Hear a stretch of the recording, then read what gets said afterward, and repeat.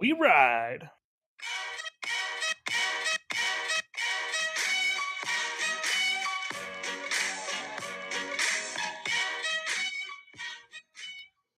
How we doing, boys? It's the 10 Guys One Pod. Wow. It's the 10 Guys One Pod podcast. It's your host, Dexter Michelle Abeda, alongside Parker Smack Daniel in the face with his fantasy football Johnson. How we doing, buddy? Pretty good, dude. My fantasy football Johnson is exactly 2 yards long. One, that's fucking massive. And two, I hope everyone gets that joke. I know one guy will, for sure. It's Daniel, at the very least. That was nice. So it was a crazy week. We got a lot to talk about. No guest this time. We'll for sure make up for it. It's hard coordinating with a lot of different people, but it's still going to be a fun time. And as always, needed some quality time this week. Yeah, we did. Yeah, boy. Nothing like hearing our own voices. But our favorite segment, or at least my favorite segment. Fuck me. This is gonna be a fun one, guys. Next gen stats, or whatever you call this shit. Parker's fun fact time. Hashtag next gen stats. Yeah. Get that right next time, please. You were looking at the same Google Doc. You couldn't have wrote it in there. Yeah, I'm a creature of habit. All right, my first stat. Oh, I should do this one last because I like it so much. No, we're gonna open up with a banger. All right, question number 1: how many consecutive 0-yard carries would Jamal Charles have to run for Jacksonville to drop his average yards per carry down to 5? Oh, fuck. So it'd be his average and how many carries he did in the year, or in his career. What, 50? 50? No, it is 110 runs. Jesus Christ. He has 1,401 attempts and 7,556 yards. Were you big into watching football when he was in his prime with the Chiefs? No. What years was that? So I don't know when he got drafted, when he goes, but it was like, I remember the 2012 to 2016 seasons were just, he would go off. He was crazy. It was like, think about a skinnier Le'Veon Bell. I'm not saying he's Le'Veon Bell, but that run talent of like, wait, hole and fucking go. And like, so he was just a slender, a little bit faster Le'Veon Bell. So it was a blast to watch, except when they played the Broncos. Kind of a more like a vision runner, so to speak. Yeah, in one, he was so fast that he was able to do that where he could take his time like Le'Veon Bell does. Such a cerebral runner, dude. Nice. I don't know if that's become a meme yet, like referring to things as cerebral, but I'm starting it here. All right, next question. Name the top 5 running backs in order of average routes run per game. Average. Just make an attempt. Wait, average routes? Routes run. So like basically being that pass catching running back. Who's your guy for the Patriots? If you name anybody within the top 5, I'll just let you know that you've got it. Yeah, Christian so James McCaffrey, number 3. Christian McCaffrey. Yeah, he's 5. Deion Lewis. Nope. Who's the Patriots guy you also have? James White is actually number 7. I guess they mix it up a lot. Yeah. That's all like Naheem Hines. He's number 6. I was surprised to see that. By the way, to the league, Dex and I have been trying to work out a trade where I can get Naheem Hines all week, and I've been trolling him about it so much just because it's fun to pretend to be super salty. Wink, wink. So it's fun pretending. Best part is, now that you all know that, I wasn't going to bring it up. Parker did.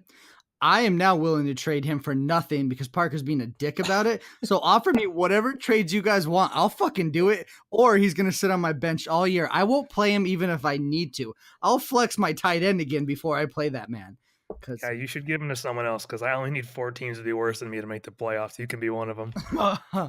Never mind. I'll list off the other 3 running backs you didn't get. Alvin Kamara has the most. Dumbass. Yeah. Chris Thompson, was he on there too? No, he's not. It goes Alvin Kamara, Saquon Barkley, James Conner, Todd Gurley, which I was surprised by Saquon and Gurley. They don't seem like route running backs, but yeah, they get it done. Also, we don't watch a lot of Giants because they're boring. And then Todd Gurley, I guess you could just assume since he's so good. Yeah. Okay. Third stat. Attempt to name the three, and you get kind of a freebie because there's a tie for third place. Best teams at preventing third and short conversions. Third and short is defined by obviously third down and 1 to 2 yards to go. So it's not Denver. It is definitely not Denver. The Titans. They are tied for third, yes. Cool. The Jaguars. Nope. The Texans. Nope. All right, I'm gonna let you tell me because we're gonna be here a while. Yeah, I was gonna give you one more. You want to try it again? The Rams. No, you're terrible at this one. I wish we could like aggregate stats on like how good you are at guessing the crazy fucking facts you come up with. Yeah. I think this more than any stat that I've ever read, like really is subject to like a small sample size. So the Panthers are number one at prevention. Other teams have a 25% conversion rate, which like kind of makes me think that it's happened 4 times and like only one's been successful. I don't know. So Panthers, Seahawks, and then the 49ers and Titans are tied. Here's the actual fun part. There's 2 teams who have a 100% failure rate at stopping the offense on third down. Do you have any idea who that might be? I don't. 100% failure on a third and short. Yeah, so they've never stopped a team third and short in 2018. Is it gonna hurt me? No. All right, the Cardinals. No. Okay, who are they? All right, it's the Redskins and Patriots. Oh, Patriots. Well, I guess Patriots have had a hard start. So I have on here. I have my own stats this time. I'll have one, but I heard one today. Did not come from me, but I think it's just fun football in general. So, do you know what point differential is? So so say I'm going to use the Patriots. Patriots score 60 points or that's bad. Their gap between their points they scored compared to the points their opposition scored. Okay. So say how big that gap is. Mm-hmm. How many years has it been since the top 2 teams haven't made the Super Bowl? Who has the highest point differential in the NFL? That is, I can't tell what you're saying. Okay. Say the top 2 teams. It was better said on ESPN radio today, so we're just gonna leave it. So I'm gonna just say the facts. So point differential every year for the last 6 years, and the Cardinals almost made it the last time they were in the championship, have the highest point differential.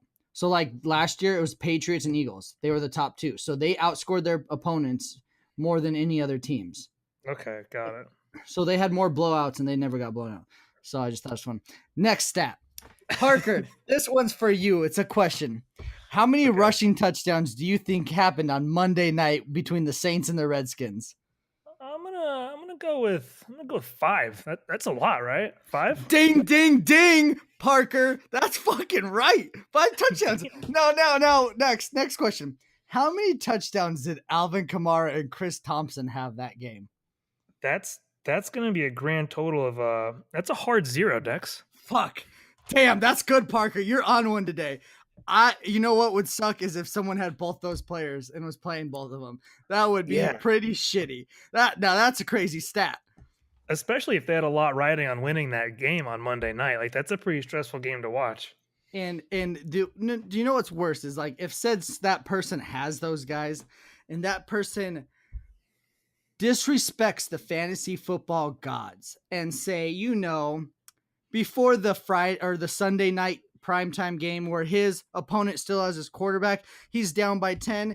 He asked him, I hope you're thirsty an hour before kickoff you just don't do that to the fantasy gods. No, that's an absolute amateur rookie move that everybody knows. Once you talk shit, you're going to get bit by the fantasy gods. That was nice. I like that.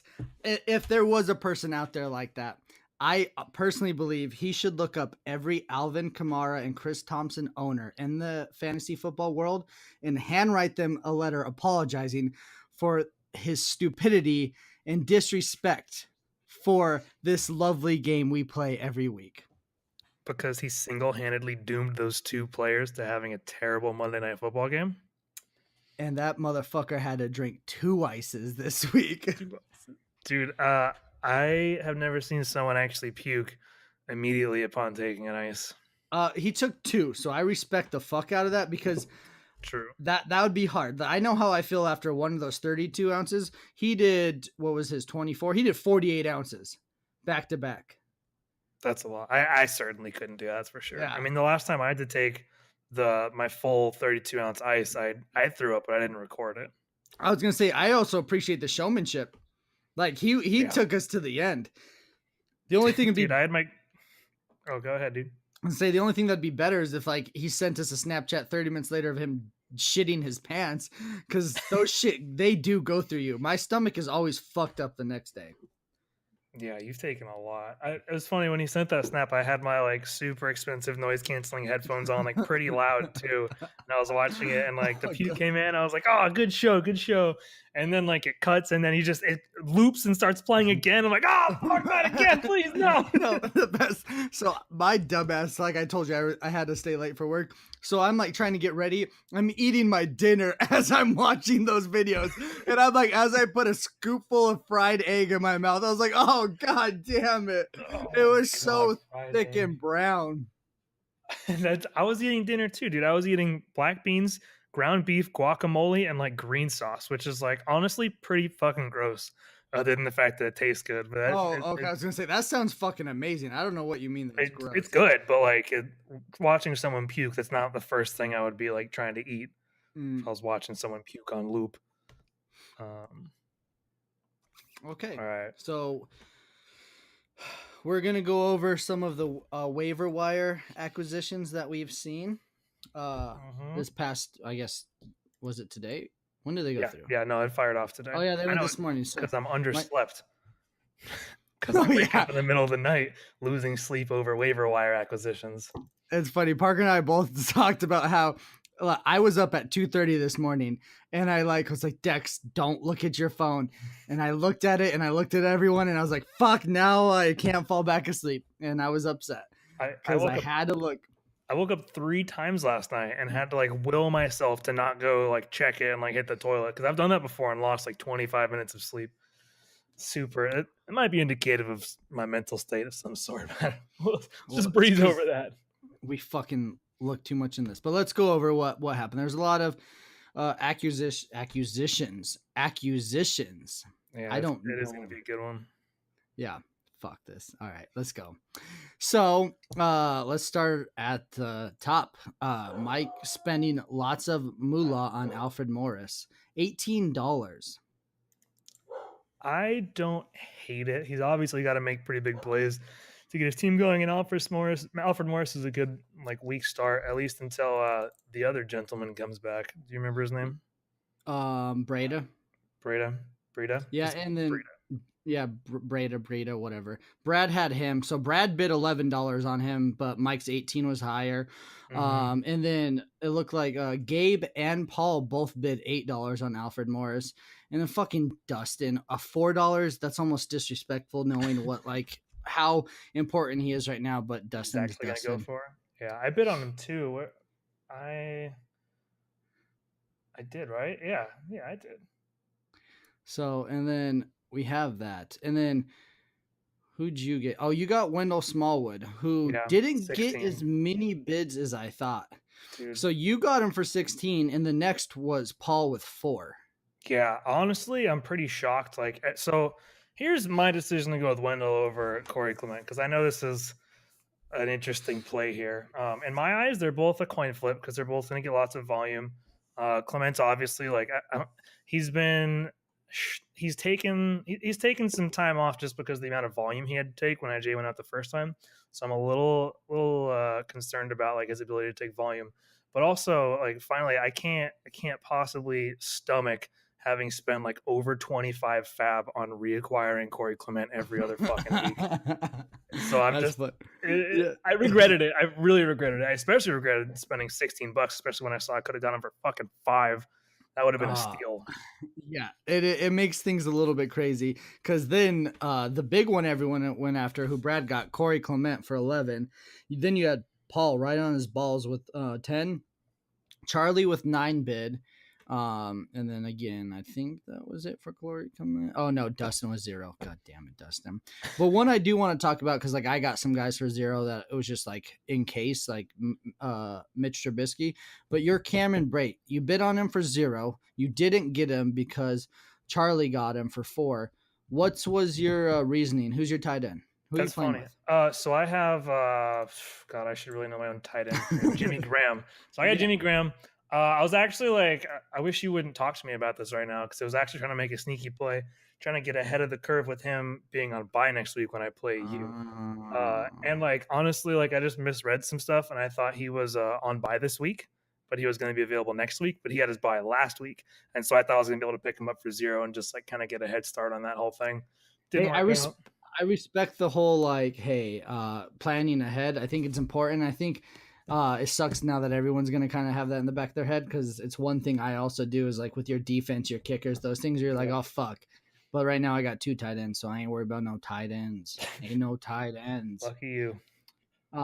So I don't know, Parker. You want to drop the news? Yeah, so you guys might notice that we're talking about everybody else's bid here.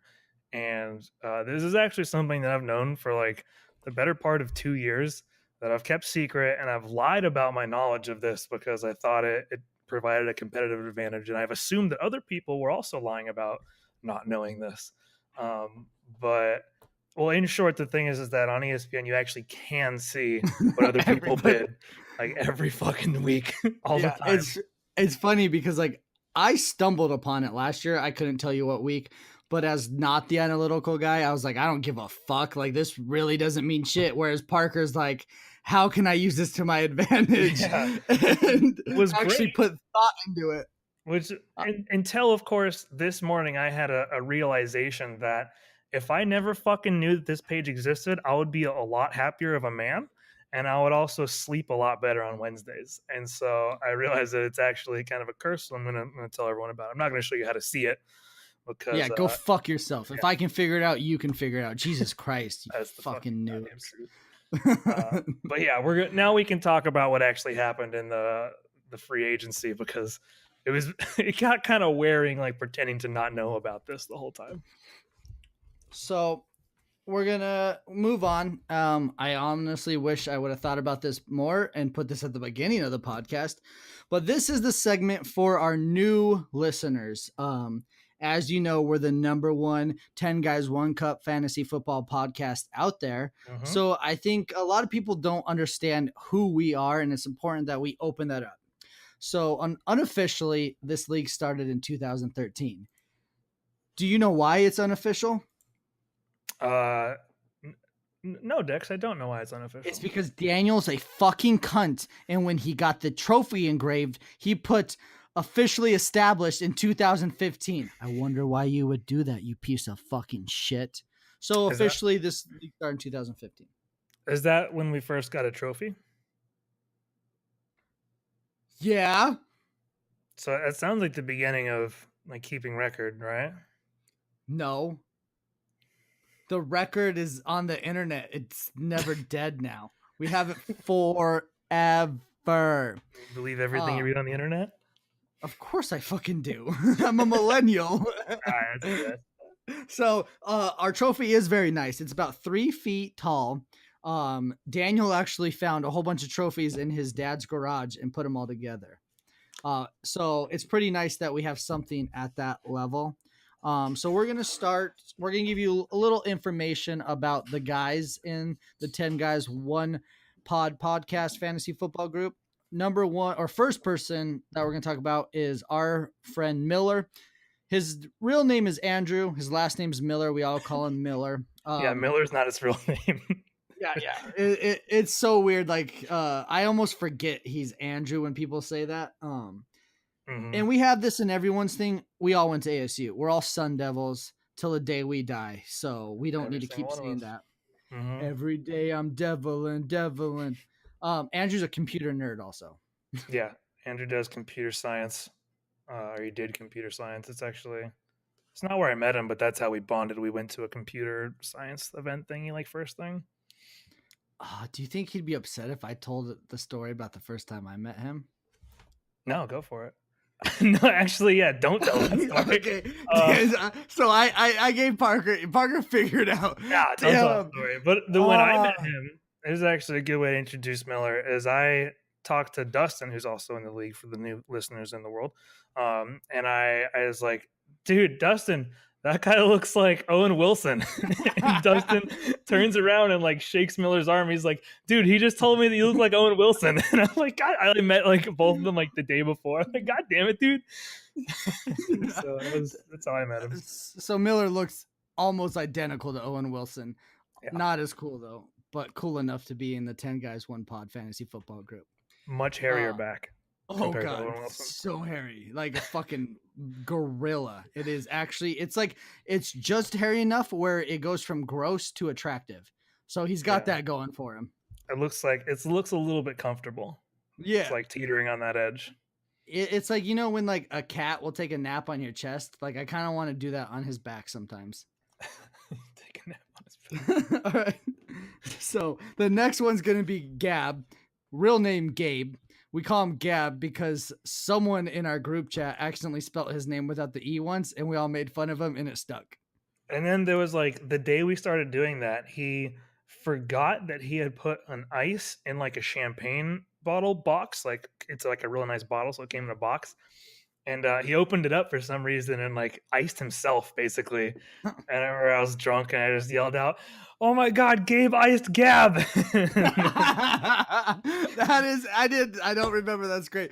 Also, Gab's the youngest of our group, but like 2 years. So we call him the rookie. We call him the young guy a lot. It's hilarious. It's when you say youngest, you mean like he's the least tenured in the league. He's the most recently joined. Yeah. Well, also he is the youngest too. Oh, physically. Yeah. That makes sense. So like we give him shit and he acts like he doesn't care, but it's like one of those things where like it's like, I'm not touching you, and you're like, it doesn't bother me, but it fucking bothers you. Also, that story about him icing Gab is one of the greatest things ever. And then next, or wait, no, go. I was gonna say, to date, as of today, Gabe is the only person in the league who's ever been relieved of his duty to drink an ice. That's your fault, really. You should actually feel a little bit ashamed for that. I don't feel ashamed. I relieved him, and I relieved him rightly. He drank 2 24-ounce ices back to back. Our bet for you guys, we do a lot of icing bets on our weeks, was it started out with whoever won our matchup whoever lost our matchup this past week had to drink a 32-ounce ice. Then we doubled up on it the day before the Monday night game. Mm-hmm. So now it was 2 32-ounce ices. Well, Gabe lost. He lives in Colorado. They don't sell them. So he bought 2 24 ounces and drank them back to back.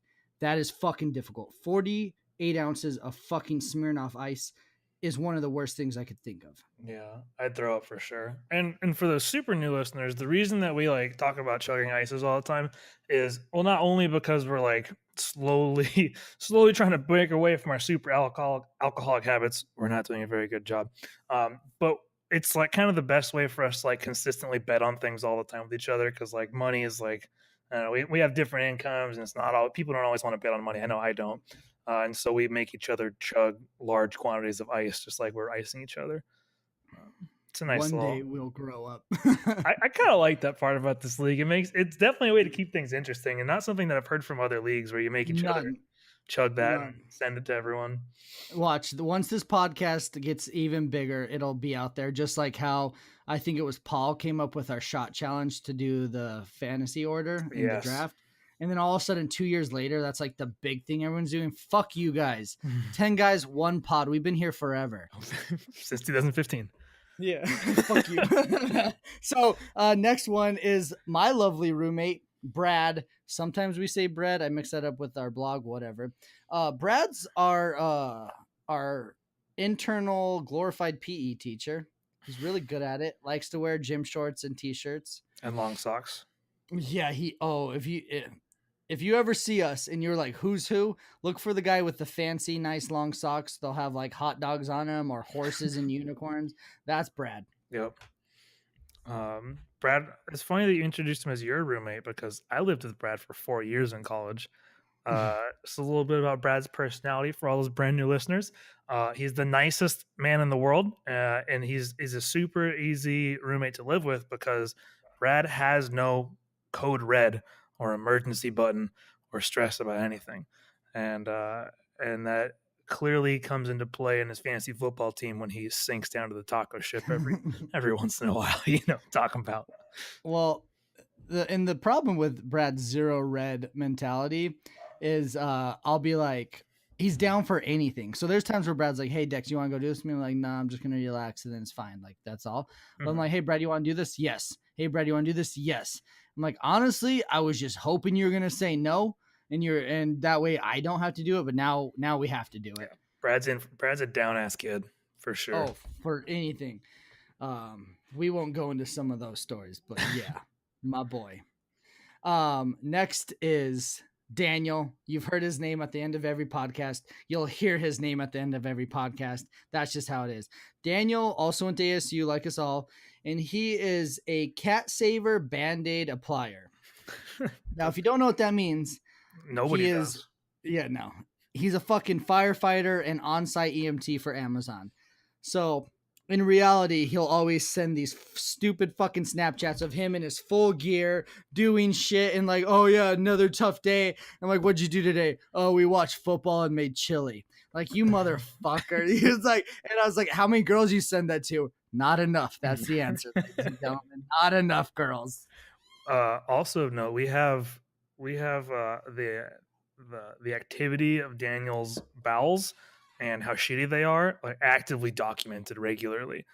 The most crap chats I've ever had in my life from Daniel Masters. The problem is it's like funny at first, but like I'm actually worried about him. Like he might have colon cancer because I'll be like, what'd you eat? And he's like, I had a salad and then like a small sandwich. I was like, then why does it look like the Titanic came out of your ass and shredded the whole way out? It's not good. Like that should not look like that on a day-to-day basis. Also, now, of note, he can drink a lot. He's very good at drinking. He is. It's teetered down, but he's still top notch. But that's enough about shit and drinking, because we're gonna go to the opposite of Daniel by far. If you want to talk about polar opposites, next is Mike, sometimes called Michelle. Mike essentially is the 48-year-old engineer in our group. Now he's not 48 years old, but he acts like it. If I could use one word to describe Michael, it would be father. Oh, for sure. He has that air of being really sick of your shit all the time, kind of like dads do. Yeah, that's hilarious. That's great. Also, he's very smart and he makes good decisions. I used to live with him, and then he was the first in our group to get engaged, so now we don't. And my life has been going down in a spiral little fucking hellfire of alcohol and bad decisions since we don't live together. So, Mike, I miss you. It was a good 3 years we had. My body was healthier, and I hope at night when you're laying there that sometimes you just think about all the good times. While he's laying there, he's also laying in a king-size bed on that king-size bed team. Gucci too. Gucci. How nice is it, Parker, that you can sleep in the same bed as your girlfriend, but not touch her? It's so nice, dude. Queen sucked. Queen was so bad. It blews my mind how much I hate it coming off of it and actually having a king. I'm telling you guys, get a Tuft and Needle. We'll get a sponsorship for this podcast. We'll get you like 5% off. I call this podcast sponsorships. Get a Tuft and Needle Smirnoff Ice podcast. That's the only sponsors we need. That's exactly right. Real quick. So also should be noted, I run fucking hot. Parker might be the only person I know who runs as hot or if hotter than me. So like we understand that like having your own room in the bed. So props to you guys. Yep. Now straight lava too. Even despite my running hot like in bed, she's straight lava. So I don't. This is funny. The next person on our list, I typed it wrong. Apparently, it says Charlier. He's Charlier than you. Charlie. So it's Charlie. Charlie is also an engineer and easily the whitest person you'll ever see. In his description, we have Casper's twin brother. Because like this guy does not get any sunlight. Also, he looks really good with his shirt off, which is kind of annoying. Yeah, hands down the most swole person in the group by a shitload, really. Yeah, there's not even a competition. And honestly, if I was Charlie, I wouldn't ever wear a shirt. I would just be like, "What? Yeah, it's off." Yeah. Um, He's probably the quietest dude in the group, but he kind of reminds me of Preacher from Friday Night Lights, or when he does speak, he makes it count.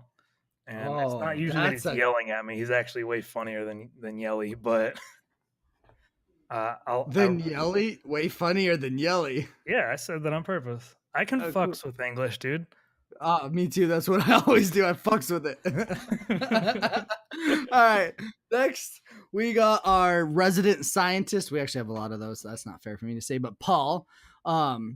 He's a scientist, knows a shit ton about scientists, but very little science, but knows very little about fantasy football, unfortunately. He tries pretty hard, but he gives it a puncher's fight chance every fucking week. So we appreciate him being in the league. Yeah. Paul, I have him written down here, described as a cocky shit talking 105-pound motherfucker, which I think is pretty Soaking accurate. wet. Soaking wet. I'd love that way to talk about someone's lightweight. Paul talks so much shit. We were in Arizona for New Year's last year, and Paul was asked to Scottsdale because he likes to go out. And he comes back and says that he got punched in the face really, really hard. And I don't know if this is insensitive because he might literally still have jaw problems, but he told us that he didn't say or do shit, and nobody believed him. Nobody in the world. Oh, that's hilarious. Just since you brought up New Year's last year, that's actually where our podcast this idea came from. Park and I were drunk at the Airbnb we all had together, and everyone was in one room, and Parker and I were outside around the fire pit. And for some reason, we thought that us two together would make a good podcast. What do you fucking know? We were right. You said we're right. I was gonna say we were wrong as shit, but I think Each to their own. Each to their own. And here we are.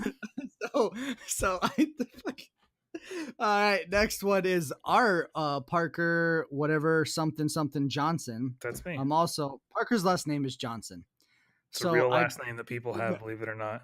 That's why whenever I introduce him, I have a long, brought out introduction for him, just because I'm going to try and play that as long as I can. And I've already realized that this is podcast number 9, and it's fucking hard. You can do it, man. I believe in you.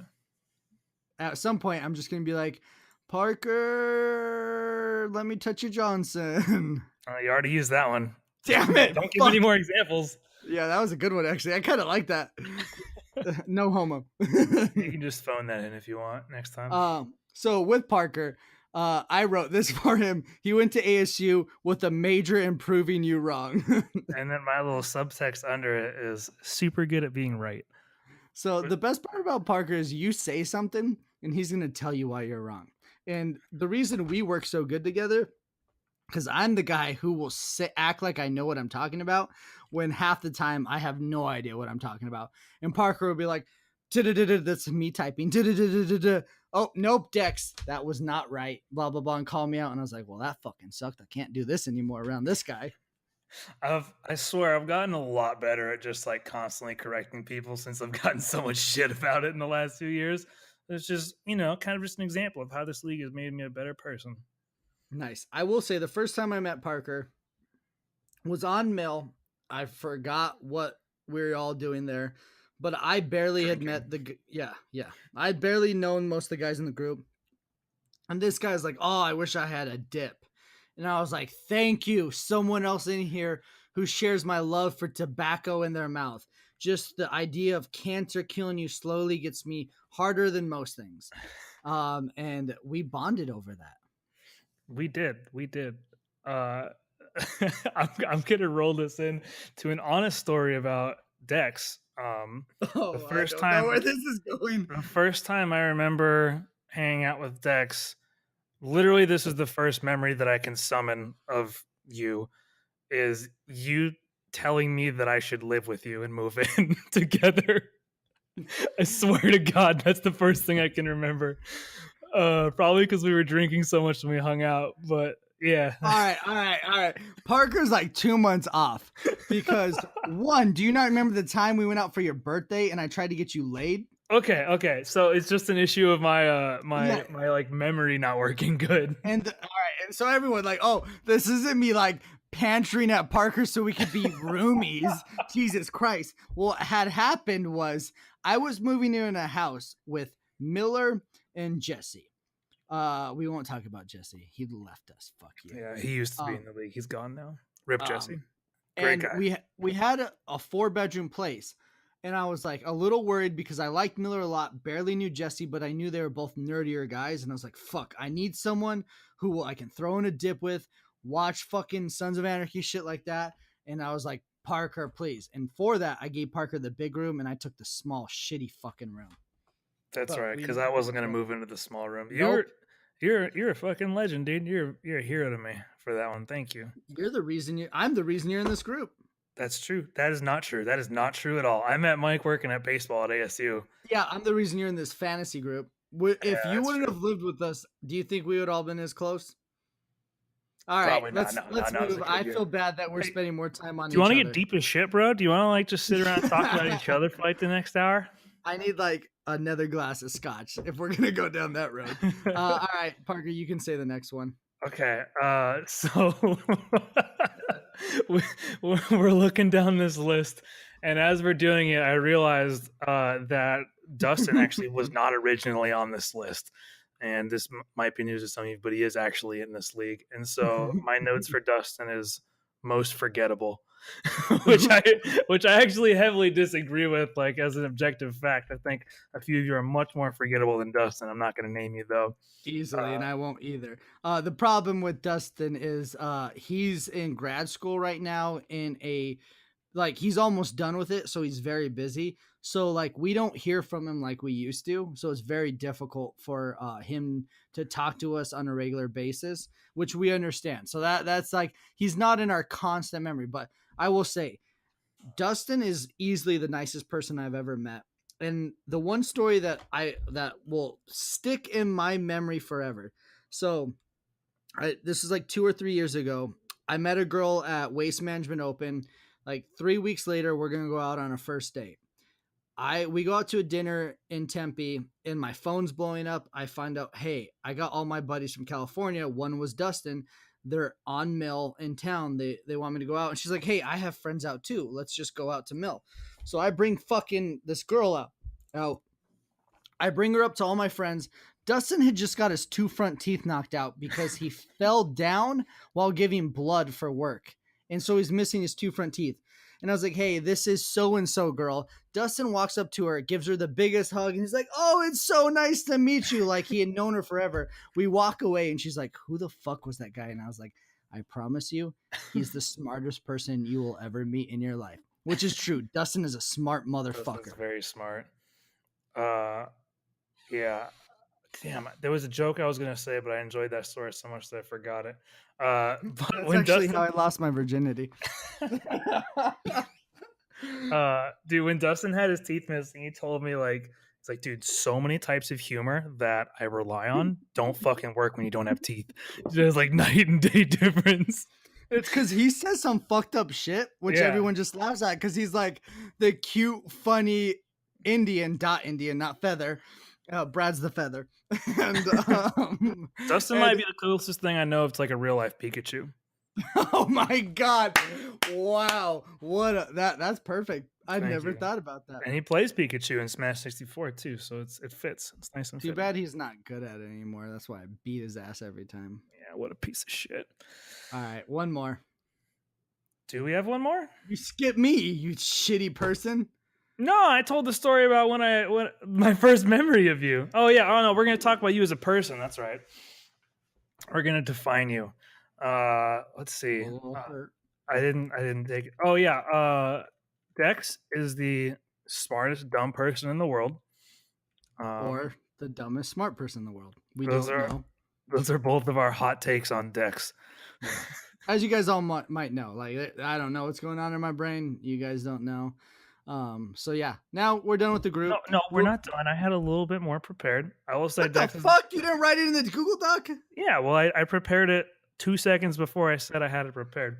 Okay. Dex is the best people person manager that I know in the entire world, and he's so much better at making decisions than me. And it's nice to have you around to do shit like that sometimes. So I'm gonna take that compliment, and I love it, and I know Also, why. You are the absolute best person I've ever seen in my life at slamming ice. To be You're a fucking fair, legend.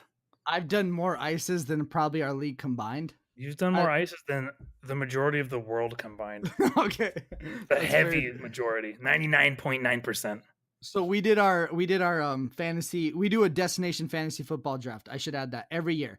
So we started we were all in Tempe. We did Tempe the first year, then Tempe, Arizona. Then we did Vegas. Vegas was fun. Then we went to Nashville, and so a lot of people had showed up, and I believe it was me, Mike, and Brad. I can't remember. Maybe Gabe too. We all were the last to show up. We get to our dope ass Airbnb in Austin. I might have said Nashville. I don't remember, but it was Austin, Texas. And of course, I'm always curious. I was like, "Ooh, let's see what everything is." I'm opening all the cabinets, the doors. I got ice like 4 times in less than an hour. And then the last ice I got, I was like, "Guys, I got to force myself to throw up." I will say I don't throw up from drinking, but I was so full of sugary Smirnoff ice that I put my fingers down my throat like a 18-year-old high school girl and got rid of all that shit. How many times have you done that in your life? Like force yourself to throw up with your fingers?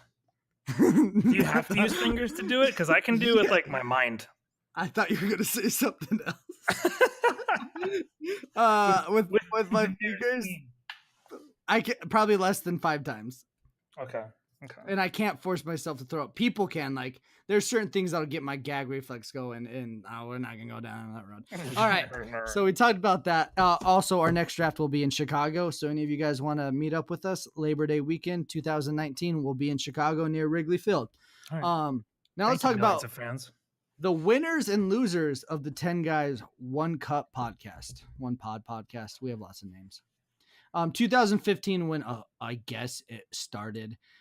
Michelle Brooks won the league, the first winner, and Bradley Cooper was our taco last place. That was his first year in the league too, if I remember right. Right? Yes. He was a replacement for Brett. Yes, and then Jesse was still in.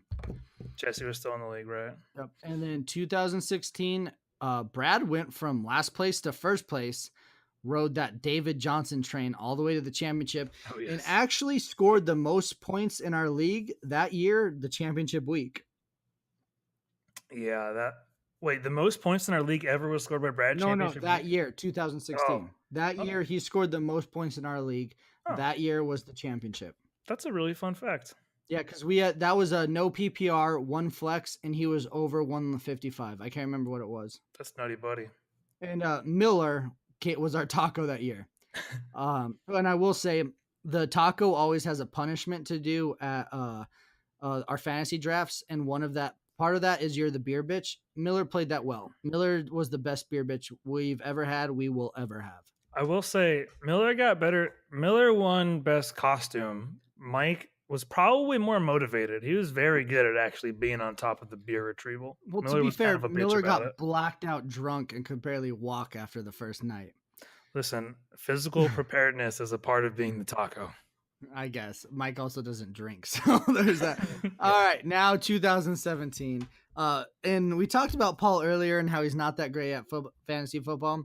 He kind of stumbled into the championship last year. A lot of it, we were helping him out. We wanted him to feel more part of this league. So Paul was the champion last year, and then Mike, who was the champion in 2015, ended up being the taco, as we had just mentioned. So we've had 2 people in the league who have both been the champ and the taco. Honestly, look at the variance of this shit.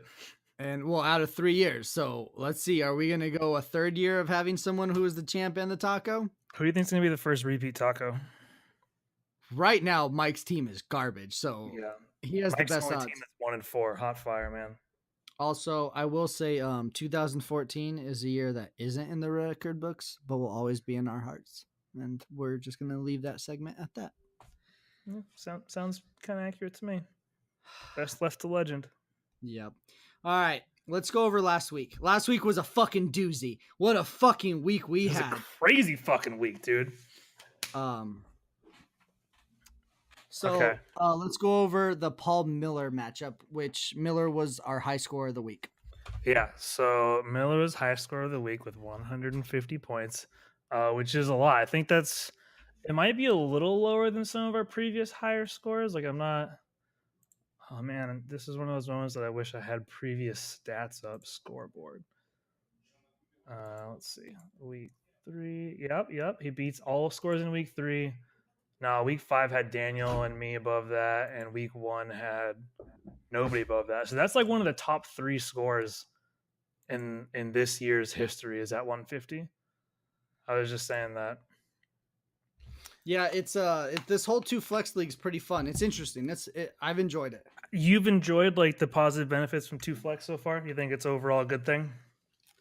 I think it adds a new dynamic, and I like it, honestly, man. Like my other league just feels so limited now. Like I don't like it as much. I do like that we took away 1 bench spot though. Yeah, I think it was a good trade-off. I wish I had. It's so hard because I can't even properly judge it because I've had Lev Bell just taking up even another bench spot all year. But I mean, like last year, I had Andrew Luck taking up a whole bench spot for like more than half the year, anyways. So it's like, I don't know. I've been playing handicap for basically 2 years straight now. Yeah, that 1 extra bench spot I think would really fuck a lot of people because you could sit on like people you're never gonna use. I'm so glad because I love the waiver wire talent being about this level of scrappy. If we all had one more person, it would just feel so hopeless. You would never pick anyone up. It'd be done. Yeah. And maybe I'm saying that because I'm having a good year this year, but I like the way it is. But even if you like say you had 1 injury, like and someone goes down, then you're fucked. Like Brad is killing it this year, and it's because of waiver wire pickups. Mm-hmm. That's true. Yeah, he spent some good money this year. Just like constantly picking up the running back of the week, really. So speaking of Brad played our lovely Charlie last week. He won 126 to 120. Very, very interesting. Yeah. So Lamar Miller was told it was about noon. I think it was the early game. Mm-hmm. Noon, I found out that Lamar Miller wasn't playing, and Brad's dumbass literally sat at his computer, like staring at the thing, like trying to figure out if he was going to win until he realized Lamar Miller's projection was now 0. And he looks at me and he's like, should I drop Lamar Miller? And I was like, I wouldn't. And so luckily he was smart enough to drop fucking Alex Smith, his 3rd quarterback on his team. like the thought process to drop Lamar Miller and keep Alex Smith instead of one of your 3 quarterbacks. Honestly, I wish I would have said, yeah, drop Lamar Miller so I can pick him up and he can just sit on my bench. Would you actually have picked up Lamar Miller? What's Lamar Miller's box scores this year? He's been injured this year, but you still want a starting running back. Lamar Miller's popped off at 11, 8, 11, and 5, and then obviously didn't play last week. So that's the 5 was when he got injured, but like your 2 flex 11, 8, 11 with no touchdowns, it's not horrible. Dude, motherfucker, in week 3 he had 10 attempts for 10 yards and a touchdown. Yeah. That's pretty shitty, honestly. Whatever. Shut up. So Charlie lost. Next one was Dustin versus Mike. Mm-hmm. Mike is not doing well. We'll get into records a little bit later, but Dustin swamped Mike 140 to 117. Yeah. With Mark Ingram going fucking off. Dustin's 2 touchdowns from Mark Ingram. Dustin's team, he had like 1 bad week, but I think overall he's been actually doing pretty good. Dustin's on one of the better records of the league, 3-2. Yeah, that's yep. One of the better records. So next we're gonna go into my favorite week matchup: Dex 112, Gabe 97. So I don't know if you guys got this from the beginning of the podcast, but I played Gabe, and going into the Sunday night game, I was beating Gabe by 10 points. My quarterback still had to play, and Gabe asked me if I was thirsty because he was assuming I was going to drink Smirnoff Ices. My boy Deshaun Watson put up 20, giving me a 30-point lead. But I was not safe, and I was worried because he still had Alvin Kamara and Chris Thompson, ready to go Monday Night Football. Really, I don't even think that you beat Gabe in this matchup. I think Gabe beat himself by trying to call you out and talk shit ahead of schedule. Gabe beat himself more than 16-year-old Dex beat his dick on a daily basis. And now that's a next gen stat. That is the next gen stat. I like that. That's funny because the comment I have under this is lol. Lol. All right. Now, honestly, I saved this one. Yeah, this was the fucking game of the century. Barn burner, literally down to the Monday night game. So, do you remember how many points you were down, Parker? So Daniel and Parker played each other. Going into Monday night, how many points were you down? Well, here's the thing. Going into Sunday night, we were tied. Going into Monday morning, I was down 6 points because I got a point recalled by ESPN on the Panthers defense. Which was, they fucked up and they accidentally gave the Panthers another touchdown. But it was weird because their projections didn't have it like that. Because I was very confused why you were projected to lose to Daniel by 1 point. And I was like, Parker had Michael Thomas of the Saints. Daniel had Jordan Reed of the tight end for the Redskins. I was like, there's no way their projections are the same for those positions. But then Monday morning, Parker lost 6 points. So Parker's down 6 points playing Daniel. How does this fucking plays out, ladies and gentlemen? Parker beats Daniel 123.4 to 123.2. What a fucking matchup. What a fucking two. It came down to the last game by 2 fucking yards. You know the refs could even fuck that up. Yeah. Like, we don't know. We'll never know. We'll never know. And Parker, let's say our favorite stat of your guys' matchup. The best positions that played each other. All right, so my kicker scored a hard 0 points. Talk about how he got that 0 points. Well, he obviously Crosby missed 5 fucking kicks, and they just threw him out there one more time to get his shit together. Like end of fucking game. End of game, down by like 30. They're like, all right, this is your career. Sink this shot, bro. And he goes and stinks it and brings me up to a fat 0 points. Daniel's kicker. Parker was negative points. Yep. And the Packers didn't win that game either. They didn't even come close. They're just like, all right, let's fucking kick it. They literally kicked it with like 20 seconds left, I think. And then, of course, Daniel's kicker went -1 points. A glorious, the most holy of all -1 points. Like, I'm not going to lie. I've played fantasy since 2008 or 7, can't remember. I don't know if I've ever seen something so fucking hilarious. And like, remember I was on the phone with you and I was like, all I need is for Michael Thomas to get like 1 catch for 10 yards. And then you were like, what's the points? And I was like, oh, wait a second. It has to be 1 catch for 20 yards. And then he catches one for 10 yards. One catch, 10 yards. Like, I shit you not, like 2 plays before they start kneeling it to end the game, he catches 1 catch for 10 yards. And I look at my score and it puts me up by this much. And I actually fucking won. I still think they're going to take away like 2 yards or something from one of my players. You're good. It's done. And the funny part was, so Parker and I don't talk during the games a lot. Just so happened we were talking about the podcast after work, talking to each other. I got home before him. I threw the game on real quick. So I'm telling him what's happening.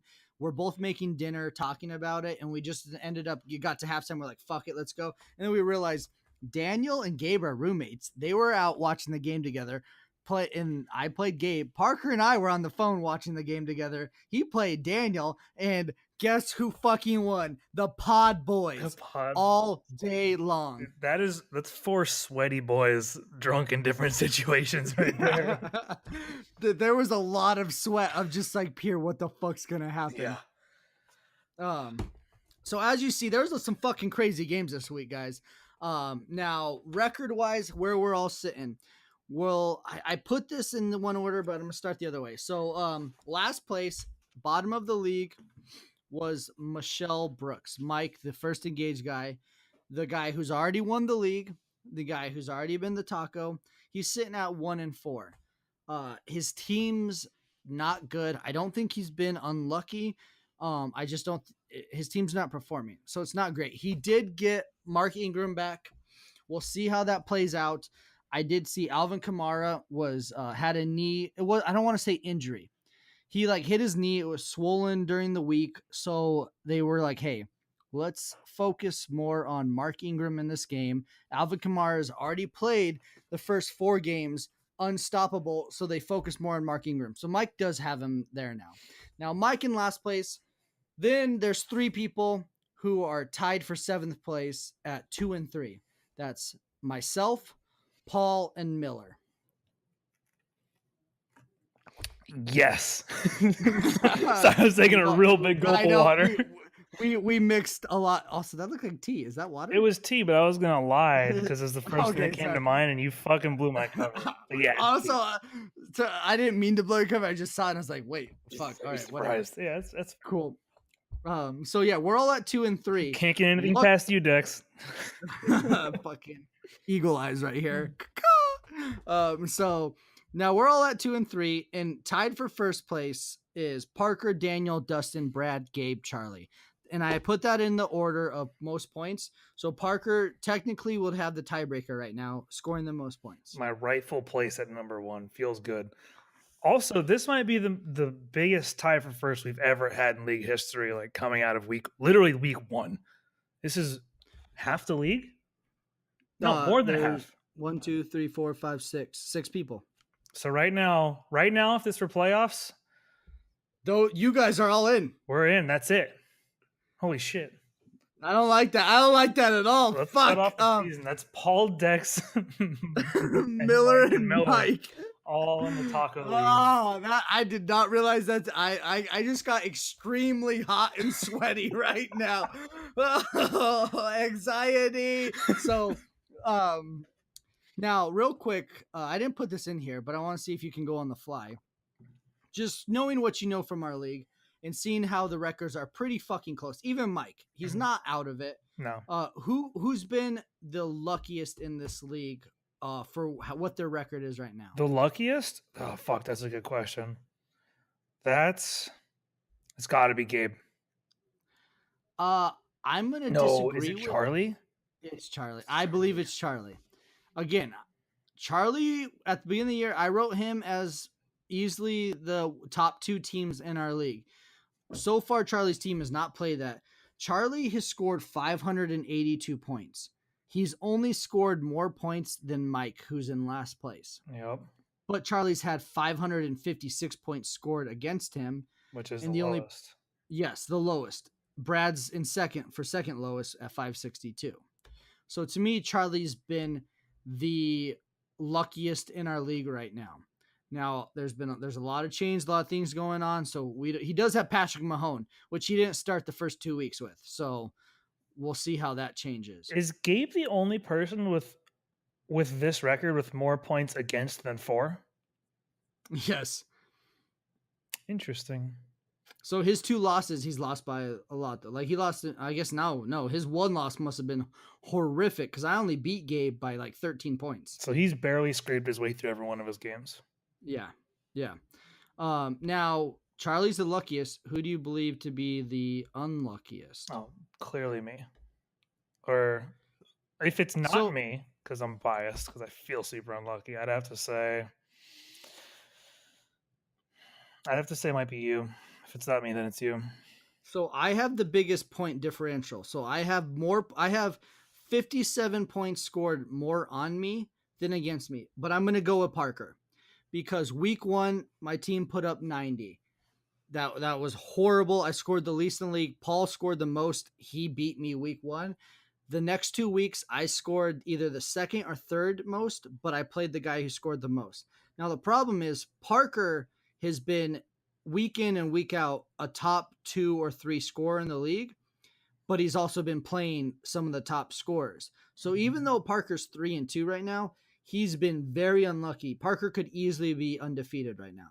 So just because I beat Gabe and the way ours played out, I'm edging you ahead of me for unluckiest in the league, even though you're currently in first place. I would really like to see the numbers on instead of this, instead of the points for and against, tally the amount of teams that you would have beaten in a given week and the amount of teams you would have lost to, because that kind of builds in a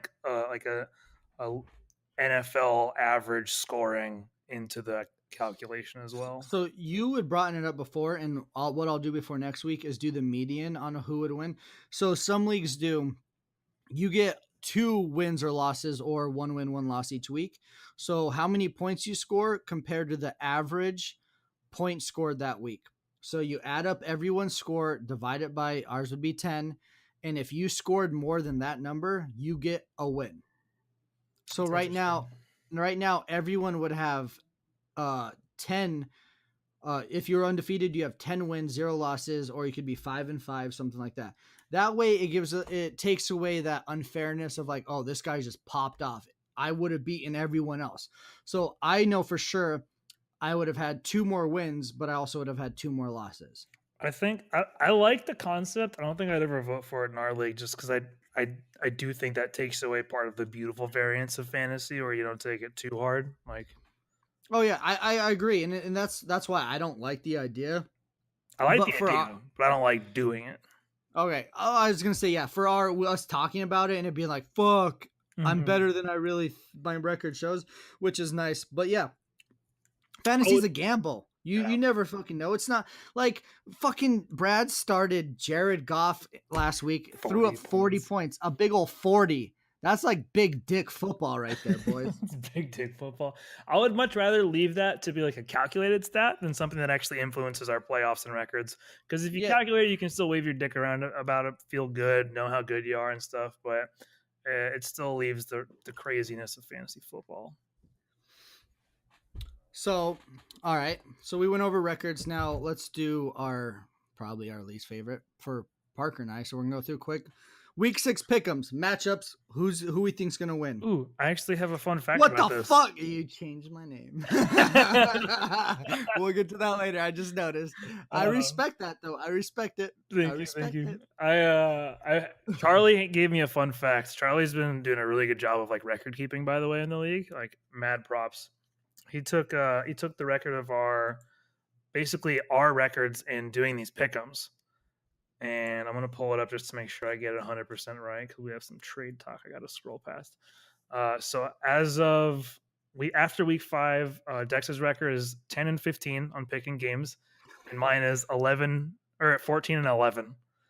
So I'm whooping on you pretty handily. You might remember that we were pretty close last week. We were. I got all 5 games right last week. We both picked me. I picked Brad, Miller, Mike, Parker, and we both picked you. Mike lost. PL-MI. Oh no, that's PL and no, it was PL and MIL. So Brad, Miller, Daniel, Parker, Dex. That's whatever. I believe Charlie. He's better at this than us. I don't believe you, but if it's Charlie's facts, I'll go to him. Smart play. So, first matchup, Mike first, Gabe. Mike. Wow. They both have their Kamara and Ingram out, but I'm going with Mike. Every dog has his day. Next matchup, Miller versus Brad. This is actually a hard one. I'm gonna take Mildo on this one. I got Brad. Wow, we're getting opposites going. I like this. It makes me happy. This one's gonna suck because this one's really hard. Charlie versus Dustin. That is a hard one. Hold on. Don't say anything. I know we don't like to dive deep into it, but I do. I want to tell you the projections real quick. Yeah. For their teams, which aren't always right, but it's fun to know. Charlie's projected 122. Dustin's projected 120. I gotta look at the box scores for this one. Ooh. 2-point difference. 2-point difference. I remember this one being the closest. Yeah, this one's tight. I have Charlie on this one. So I'm glad you said that because I was going Dustin, and I did not want to, but it made it easier when you picked Charlie because so far we're going against each other. Do you want to ice bet every fucking game, bro? I'm just kidding. We can't because the next one's difficult. Parker versus Paul. Oh, this is a hard dude. This is how is my schedule so hard early season? It's insane. I got me on this one. Right. I got you also. I'm sorry, Paul. But it should make you feel better. Like I clearly don't have a good average for picking the right person. And then the last one, which I love, it says Paul's bitch versus Daniel. We didn't mention this earlier. We should have. So week 1, Paul and I have played each other every single week. Paul has won majority of those. I think I don't know if I've ever won one week 1. Regardless, we bet this year before $100, which is our buy-in in the league, winner take all of the league, and we also bet the winner gets to choose the loser's name for the year. My name is Dr. Champ's bitch. That's Paul. So my fantasy football name is Dr. Champ. So Parker switched when I didn't realize Dex versus Daniel to Paul's bitch versus Daniel. Who do you got? I asked you the other day if you'd ever call yourself, because you call yourself Dr. Champ's bitch on the podcast all the time, and I asked you if you'd ever call yourself Paul's bitch. And I wanted to see if you would just roll with it and say, we got Paul's bitch versus Daniel. You kind of did. Well, you didn't say I'm Paul's bitch, but you said you got kind of close. The thing is, there's one of me like calling myself. There's one in someone pulling one over me. That's hilarious. Like that's great. Like when I saw it, I was happy. Mm-hmm. I respect a good joke. Like I'll never fucking take that away from anyone. Mm-hmm. Like it's very, I enjoyed very honorable. That. Who do you got? Dex versus Daniel. Yeah, I'm gonna take Daniel on this one. His team is straight fire, dude. I got myself every fucking week. Don't you ever question that. Don't worry. I need the numbers on how many weeks I've bet against you and what my record is on that. I think you bet against me every week except one, which was last week. And you won it. You're welcome. Yeah. Dude, I'm the determining factor on if you win or not. 2 and 3. No. Okay. We both took a drink at the same time, so that was bad podcasting. Great podcasting. So I didn't know if I was gonna do this. We were gonna end now. I'm feeling a little good. I got a little bit of scotch in me. I'm feeling nice. So I have something to say, Parker. Yeah, tell me about it. It hit me hard. The balls on fucking Gabe coming at me like he did this week. Who the fuck does this guy think is? Coming at the fucking king. The fucking king. Gabe, you got to bring more than Alvin Kamara and Chris Thompson if you're going to come at me. You better bring the royal fucking army. Now, I might mess this saying up, but have you ever heard lions don't concern themselves with the thoughts of sheep? I'm motherfucking Mufasa, Gabe. Motherfucking Mufasa. And every pack needs its leader. That's fucking me. Do you wonder why everyone in this league always sits around and is like, ooh, Daddy Dex, tell me how good my draft is. Fucking sucking at the teat. That's Dextric Michelle Beta. Ooh, Daddy Dex, tell me how good my waiver pickups were. Ooh, It's because I fucking earned this right to tell people what's good and what's bad. This wasn't easy. I don't fucking enjoy this game. But this is the reason we're the #1 fantasy fucking group in all of the world. Because of this shit. But I respect you. I was like, you're the new kid on the block. You gotta stand up to the biggest, baddest dog in the fucking park. And you did it. You fucking failed, but I respect it. So I want you to take that hope, that joy. When you thought you were about to beat me, you were about to be #1 in the 10 Guys 1 Pod podcast. You were gonna be at the very top. And how that crushed you. I want you to feel that pain. Let it take over you. And I want you to just build on it. Get better. Win this league. Make it to the playoffs. But if you don't, buddy, I got you. I'll let you sit on Daddy Dex's lap and ride all the way in as I win this fucking thing. One last thing. Fuck Daniel. Fuck you, Daniel.